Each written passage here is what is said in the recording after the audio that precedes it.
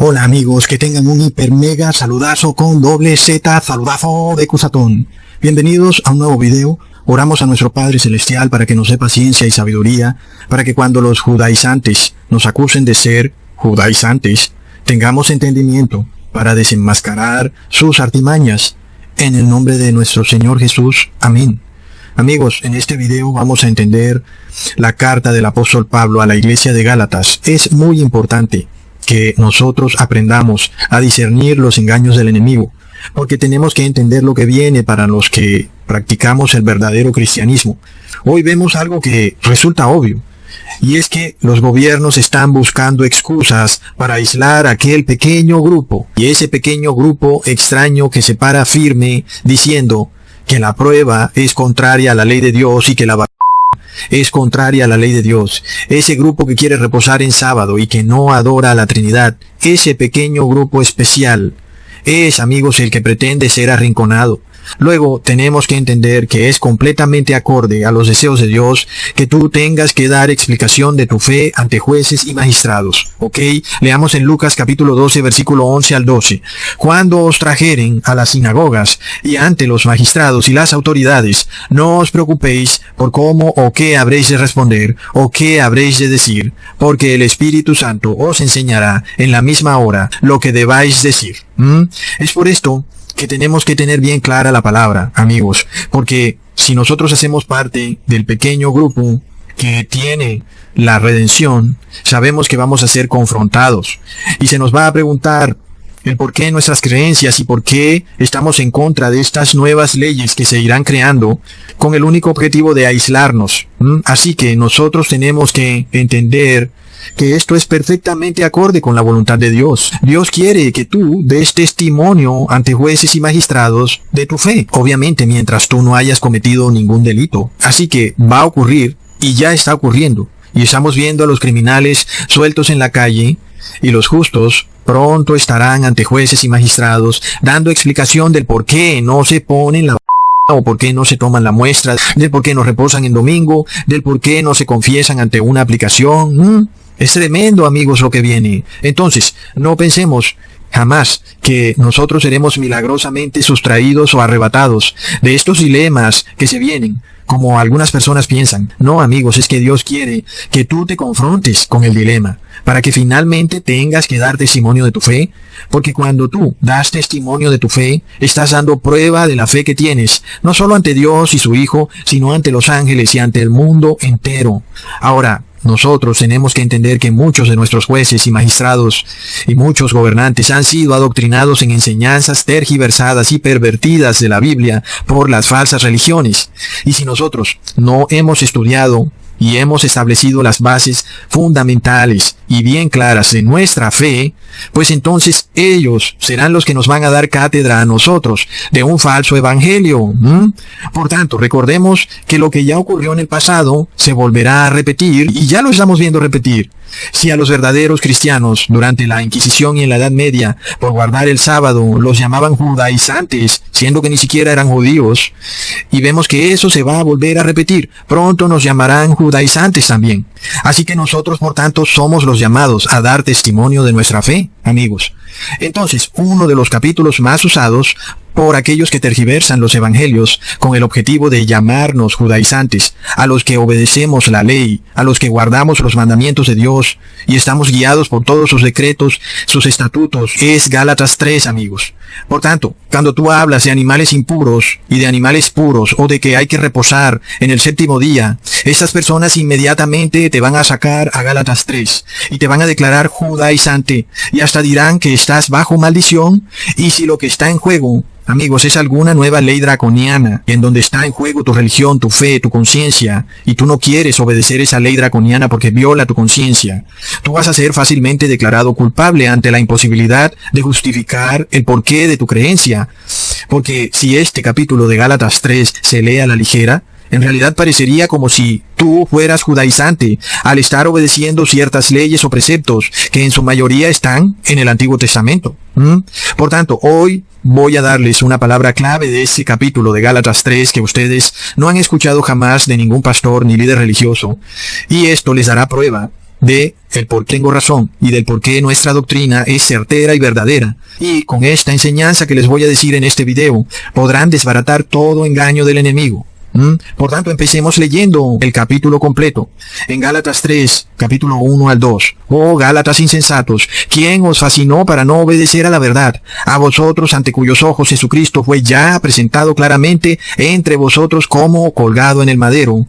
Esto solo quiero saber de vosotros. ¿Recibisteis el Espíritu por las obras de la ley o por el oír con fe? Entendamos esto, amigos, porque necesitamos tener toda la armadura del Evangelio para poder contrarrestar estas doctrinas. Desde ahí ellos empiezan tergiversando los Evangelios, declarando que hoy en día estamos bajo el pacto de la fe y que por tal motivo no es necesario obedecer ninguna ley, y que aún aquellos que obedecen la ley son en realidad unos judaizantes, que lo que hacen es impedir que aquellos quienes sí quieren recibir el Espíritu no puedan. Pero vamos a estudiar entonces, amigos, cuidadosamente. Vamos a ver a qué se refiere Pablo, porque él inmediatamente habla de una ley, pero no aclara a qué ley se refiere. A los 10 mandamientos, o a las leyes morales, o de salud, o a la ley ceremonial. No lo dice. O tal vez sí lo dice, pero de una forma sutil, pero que es obvia a aquel que lee cuidadosamente ese capítulo.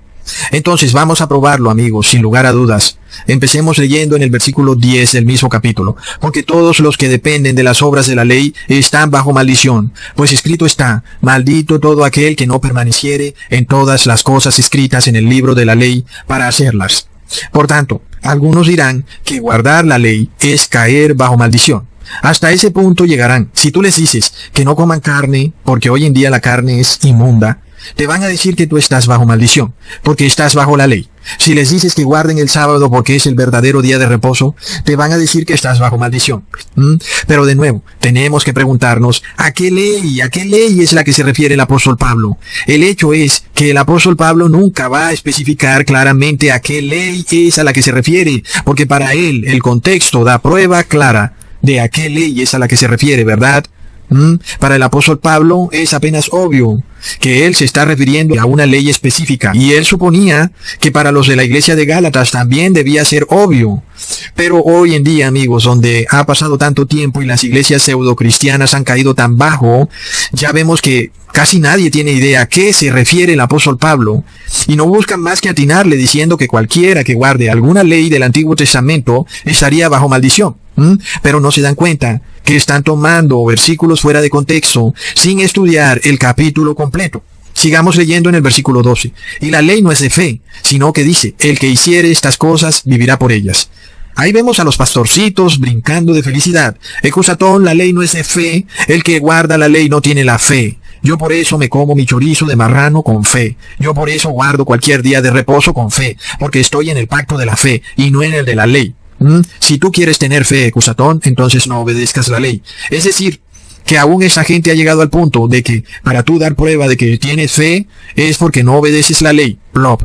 Este es un tremendo error el que enseñan estas personas, y es el problema de no leer la Biblia con calma y en su debido contexto. Leamos el versículo 15. Hermanos, hablo en términos humanos. Un pacto, aunque sea de hombre, una vez ratificado, nadie lo invalida ni le añade. Ahora bien, a Abraham fueron hechas las promesas y a su simiente. No dice, y a las simientes, como si hablase de muchos, sino como de uno, y a tu simiente, la cual es Cristo. Ya empezamos a ver clarísimo que la ley a la que se refiere el apóstol Pablo es la ley ceremonial. Ahora se hace más evidente en este versículo, ¿verdad? Porque ahora él habla del pacto y hace referencia al pacto que fue establecido con Abraham, el cual es el pacto de la fe. Sigamos leyendo para confirmarlo. Esto pues sigo, el pacto previamente ratificado por Dios para con Cristo, la ley que vino 430 años después, no lo abroga para invalidar la promesa. Entonces, amigos, ¿a qué ley hace referencia el apóstol Pablo?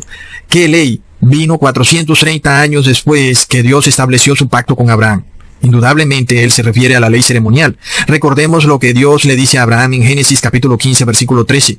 Ten por cierto que tu descendencia morará en tierra ajena y será esclava allí y será oprimida 400 años. Entonces, esta ley a la que se refiere el apóstol Pablo no podía existir en el momento en que Dios estaba hablando con Abraham, ¿verdad? La ley a la que se refiere el apóstol Pablo, bajo la cual se estaba sometiendo la iglesia de Gálatas, empezó 430 años después de que Dios hace su pacto con Abraham. Por tanto, amigos, es obvio que debe ser la ley ceremonial.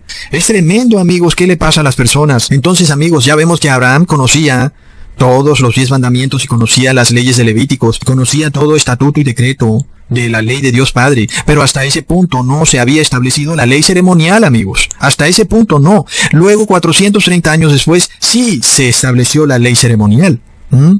Entonces, cuando vemos el relato de lo que Dios le dice a Noé, vemos que Dios sabe por qué Noé tenía que entrar al arca 7 animales o 7 parejas de animales puros adicionales, porque ¿qué iba a comer Noé durante todo ese tiempo que estaría en el arca?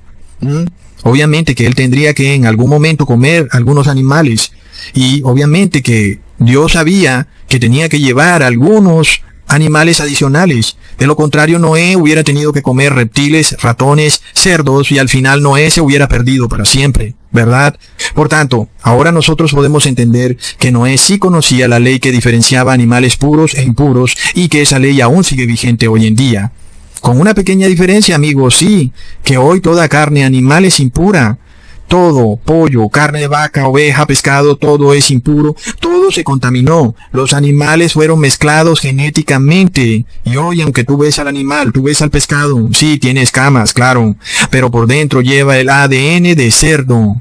Todo se ha vuelto inmundo, y tú no puedes verlo. Plop. Volviendo al tema. Ya vemos que el apóstol Pablo no puede entonces estarse refiriendo en su carta de Gálatas capítulo 3 ni a los 10 mandamientos ni a las leyes de salud de Levíticos, porque él mismo está diciendo que la ley a la que él hace referencia fue dictada 430 años después de que Abraham hizo su pacto con Dios. Entendamos, quiere decir que esa ley solamente fue dictada después de que el pueblo de Israel salió de su esclavitud en Egipto. Entonces, es muy claro que si Abraham recibió el pacto por la fe, ¿de qué le sirven a Abraham las ceremonias, verdad? Eso es claro. Eso es lo que, de alguna manera, el apóstol Pablo trata de explicarle a la iglesia de Gálatas. De la misma manera, si la iglesia de Gálatas recibió el pacto de la fe, porque ahora se van a devolver a la ley ceremonial. Es muy claro cuando entendemos que cuando él habla de la ley, se habla de la ley ceremonial. Pero luego, alguien pensaría, un momento, Ecusatón, si Abraham recibió el pacto de la fe, ¿por qué luego el pueblo judío recibió la ley ceremonial? Y es parte de lo que el apóstol Pablo trata de explicar casi en todo el libro de Gálatas. Porque, amigos, no se trata de que ahora nosotros recorramos el mismo camino que recorrió el pueblo de Israel. Es decir, Abraham recibió el pacto de la fe y luego el pueblo de Israel recibió el pacto en donde debía establecer una ley ceremonial. No, por supuesto que no. Ahora, ¿cómo puede el apóstol Pablo decirle a la iglesia de Gálatas que no se pasen de la fe a las ceremonias, si aparentemente eso fue exactamente lo que ocurrió con Abraham y el pueblo de Israel? Es decir, primero Abraham recibió el pacto de la fe, luego vino el pacto de la ley ceremonial. Y por esto el apóstol Pablo declara en el versículo 18, porque si la herencia es por la ley, ya no es por la promesa, pero Dios la concedió a Abraham mediante la promesa. Ahí está la pequeña diferencia o la gran diferencia, amigos. Es que lo que hacía Abraham y lo que hacía el pueblo de Israel mediante la ley ceremonial tenía que ver con aquella promesa. ¿Quién es esa promesa? Es Jesús, el Salvador. Es decir, que la ley ceremonial era válida hasta que se cumpliera la llegada de ese Salvador, porque esa ley apuntaba a esa promesa, a ese restaurador, a ese Salvador, a ese Redentor. Llegado el Salvador, ¿para qué guardar la ley ceremonial, verdad? Y ahora alguien dirá, ¿en qué momento Abraham empezó a profetizar sobre la ley ceremonial? Pero recordemos en Génesis capítulo 22, versículo 3. Y dijo, toma ahora tu hijo, tu único hijo, Isaac, a quien amas, y vete a tierra de Moriah, y ofrécelo allí en holocausto sobre uno de los montes que yo te diré.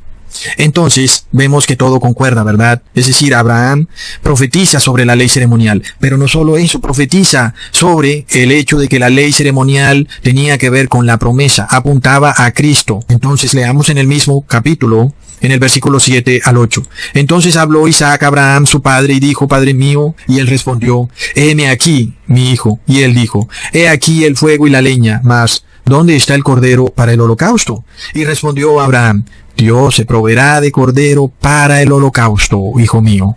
E iban juntos. Tremenda profecía, ¿verdad? Ahí tenemos lo que Abraham estaba profetizando.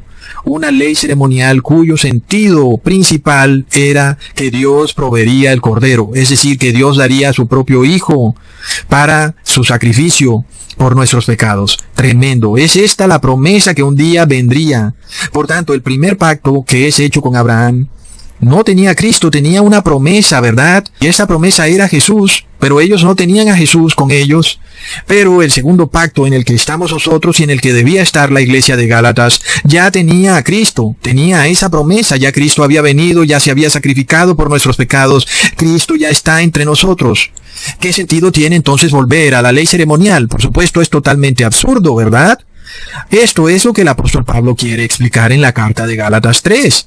Ahora, leamos la palabra clave de la cual les hablé al principio del video, que desbaratará toda idea absurda de que Pablo se está refiriendo a los 10 mandamientos o a las leyes de salud de Levíticos. Entonces leamos en el versículo 19. Entonces, ¿para qué sirve la ley? Fue añadida a causa de las transgresiones, hasta que viniese la simiente a quien fue hecha la promesa, y fue ordenada por medio de ángeles en mano de un mediador. Ahí lo tienen. ¿Cuál es la palabra clave para nosotros entender a qué ley es a la que hace referencia el apóstol Pablo? Fue añadida, o bueno, son las dos palabras claves. Fue añadida. Es decir, que esta no era una ley que ya venía desde antes, como los 10 mandamientos o las leyes de salud que podemos ver escritas en Levítico. Pablo se está refiriendo indudablemente e irrefutablemente a una ley que fue añadida 430 años después, es decir, la ley ceremonial, la cual 430 años después que Dios estableció su pacto con Abraham, fue añadida para enseñarle al pueblo de Israel que vendría una promesa, es decir, un mediador que sería Jesucristo. Ahora que entendemos eso, entendamos la pregunta que se hace el apóstol Pablo en el siguiente versículo. Leamos en el versículo 21. Luego, ¿la ley es contraria a las promesas de Dios? En ninguna manera, porque si la ley dada pudiera vivificar, la justicia fuera verdaderamente por la ley. Entendamos esto. ¿Era la ley ceremonial contraria a Dios? No se puede decir eso en ningún momento, ¿verdad? Porque de hecho, la ley ceremonial lo que quería era enseñarle algo al pueblo de Israel. Pero tampoco podemos decir que esa ley nos da vida. Era simplemente una ley que enseñaba un proceso de salvación. Por esto el apóstol Pablo dice en el versículo 23, pero antes que viniese la fe estábamos confinados bajo la ley, encerrados para aquella fe que iba a ser revelada. Es decir, antes de que viniese Jesús, el pueblo de Israel estaba confinado bajo la ley ceremonial. Todo lo que ocurriera en Israel finalmente desembocaba en alguien llevando un becerro al templo judío y presentándose ante un sacerdote. ¿Ok? Pero esta ley tenía como único objetivo revelar a Jesús en la vida de las personas, cosa que ellos por supuesto jamás entendieron. Leamos ahora en el versículo 24. De manera que la ley ha sido nuestro ayo para llevarnos a Cristo, a fin de que fuésemos justificados por la fe. Ahora, la palabra ayo significa niñera o tutor. La ley entonces, es decir, la ley ceremonial, era como un profesor, una niñera que llevaba al pueblo de Israel de la mano, enseñándole un proceso de salvación, y como la única vía para salvarse es a través de Jesucristo, no hay otra vía. Por esto Pablo declara en el versículo 25, pero venida la fe, ya no estamos bajo ayo, pues todos sois hijos de Dios por la fe en Cristo Jesús. Es totalmente coherente con lo que hemos venido hablando. Es decir, una vez que Jesús ya se sacrificó por nosotros y ya ha sido glorificado en el cielo, entonces, ¿cómo es posible que nosotros nos vamos a ir otra vez a una ley que nos estaba enseñando quién era nuestro Salvador? Cuando ya nosotros lo conocemos, ya lo vimos, ya vimos lo que Él hizo, conocimos su sacrificio. Entonces, ¿qué sentido tiene? Es como un adulto volviéndose a buscar a la niñera que lo caminaba por el parque cuando era niño. No tiene lógica, pero imagínense que eso fuera así. De verdad que no tiene ningún sentido. Una vez que ya tú conoces el verdadero sentido de la ley ceremonial con Jesús, ya no tiene sentido que te vuelvas a unas figuras, a una especie como de enseñanzas, en donde tú llevabas un becerro al templo judío, ¿verdad? Ahora, el evangélico y el católico y el testigo de Jehová usan mucho este versículo y lo sacan fuera de contexto. Ellos declaran, según ellos, sacando este versículo fuera de contexto, que quiere decir que como ahora estamos bajo la fe, entonces ya no estamos bajo el ayo de la ley. Y de esta manera ellos vienen y tratan como de desautorizar a cualquiera que esté explicando la obligatoriedad de obedecer las leyes, los estatutos y decretos expuestos por Dios en el Viejo Testamento.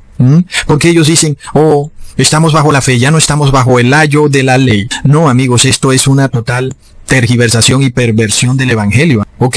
Luego tanto, el sábado como día de reposo, como las leyes de salud de Levítico, estaban desde la creación y aún permanecen vigentes hoy en día. No son leyes judaizantes, nunca fueron abolidas, ¿verdad? Ahora, ser judaizante tal vez sí puede ser ir a degollar un becerro en una sinagoga, o enrollarte una manta, o ponerte un gorrito en la cabeza. Porque, amigos, es que algunas de esas cosas ni siquiera están en el Viejo Testamento. Y además, amigos, en lo que tiene que ver con hacer sacrificios de animales o presentarte en el tercer templo judío, todo esto eran leyes que eran como tutores, niñeras, que nos iban llevando de la mano como a un niño chiquito, enseñándonos el verdadero objetivo de la ley ceremonial, que es Jesús. Es decir que, amigos, tampoco podemos decir que la ley ceremonial fue abolida. Lo que sí podemos decir es que Jesús es nuestra verdadera ley ceremonial, ¿ok? Ahora, Pablo finaliza esto diciendo, pues todos sois hijos de Dios por la fe en Cristo Jesús, porque todos los que habéis sido bautizados en Cristo, de Cristo estáis revestidos. Ya no hay judío ni griego, no hay esclavo ni libre, no hay varón ni mujer, porque todos vosotros sois uno en Cristo Jesús. Entonces, amigos, ¿qué pasa con estos movimientos? Este es, amigos, el error en el que cayó la iglesia de Gálatas, porque ¿cómo es posible que tú aún, sin ser judío, como lo era el caso de la iglesia de Gálatas, tengas después la intención de convertirte al judaísmo usando la ley ceremonial del viejo pacto para así tratar de salvarte? ¿Ves? Es lo que Pablo les estaba explicando. Por otro lado, está el terrible caso de las iglesias pseudo-cristianas, las cuales ellos se inventaron aún sus propias ceremonias, que ni siquiera aparecen en la Biblia. La campeona de esto es la iglesia católica, con su propia ley ceremonial, llena de todo tipo de ritos y ceremonias, que ni siquiera hacen parte de la ley ceremonial del Viejo Testamento. Es decir, sus ritos y ceremonias son de su invención exclusiva. Pero también miremos el caso de las iglesias evangélicas, que tomaron muchas cosas de las que Cristo hizo en vida para explicar en qué consistía la verdadera ley ceremonial, por ejemplo, la última cena y el bautismo, y lo ritualizaron. Es decir, que convirtieron esto en unas especies de ceremonias en donde si tú no te lanzas a una piscina con el pastor o no te tiras a un río, entonces tú no estás bautizado y estás perdido y no tienes salvación. Es la misma figura, es decir, es buscar ritos y ceremonias con los cuales tú quedas por fuera del pacto de la fe. Lo curioso del caso es que cuando nosotros obedecemos las leyes que sí están vigentes, estas personas nos llaman a nosotros judaizantes, cuando son ellos los judaizantes porque se han echado encima ritos y ceremonias que no hay necesidad de hacer porque estamos bajo el pacto de la fe. Recordemos lo que dice el apóstol Pablo: el justo vivirá por la fe.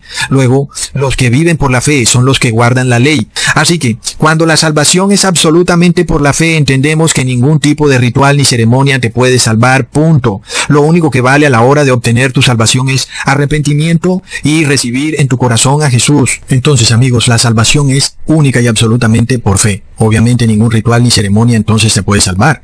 Esto es lo que Pablo le quería decir a la iglesia de Gálatas. Lo único que vale a la hora de obtener tu salvación finalmente es arrepentirte y recibir en tu corazón a Jesús. Sin embargo, amigos, vemos que todo el capítulo de Gálatas es totalmente tergiversado. Lo que el apóstol Pablo está diciendo es que ninguna ceremonia o rito puede salvarnos. Nada de lo que tú hagas por tus propios medios puede salvarte.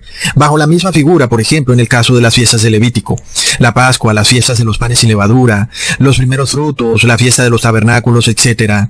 Si tú andas, por ejemplo, celebrando esas fiestas en su sentido material, es decir, andas comiendo o bebiendo algo, o andas vistiéndote de cierta manera, o haciendo algún tipo de ritual, finalmente estás cayendo en el mismo error de la iglesia de Gálatas, porque recordemos que todas estas fiestas desembocaban en ir al templo judío. Por eso es que cuando las personas las celebran a la manera judía, yo las llamo las fiestas judías, porque alguien dice que no son fiestas judías, son fiestas de Dios.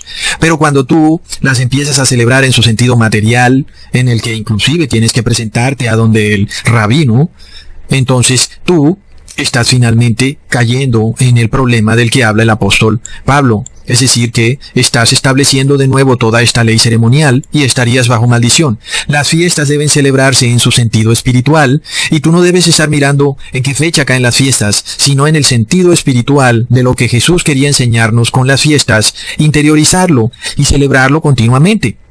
Entonces, una vez ya hemos entendido todas esas cosas, ahora sí podemos ir y leer uno de los versículos de esa carta, es decir, de Gálatas 3, y mirar cómo lo sacan tantas veces fuera de contexto. Leamos el versículo 10.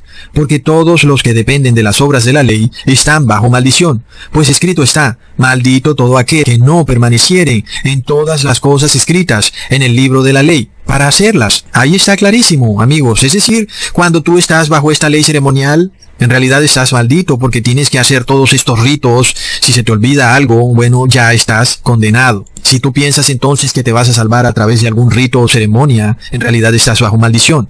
De la misma manera, también es un error pensar que nuestras ceremonias pseudocristianas, ya sea de la Iglesia Católica o la Evangélica, te van a salvar. Básicamente, por ejemplo, el caso del bautismo, en donde las personas creen que para estar salvado tienes que lanzarte a una piscina, entonces no estarán salvados. Eso mismo, es ponernos bajo maldición. Ningún rito o ceremonia nos va a salvar. Ahora alguien dirá, Ecusatón, entonces la ley ceremonial está abolida. Bueno, amigos, tampoco podemos decir eso así nada más. Leamos el versículo de Génesis 22, capítulo 7 al 8. Entonces habló Isaac a Abraham su padre y dijo, Padre mío. Y él respondió, heme aquí, mi hijo. Y él dijo, he aquí el fuego y la leña, mas ¿dónde está el cordero para el holocausto? Y respondió Abraham, Dios se proveerá del cordero para el holocausto, hijo mío. E iban juntos. Ahí tenemos, amigos, que el verdadero objetivo de la ley ceremonial es Cristo. Él es nuestro cordero.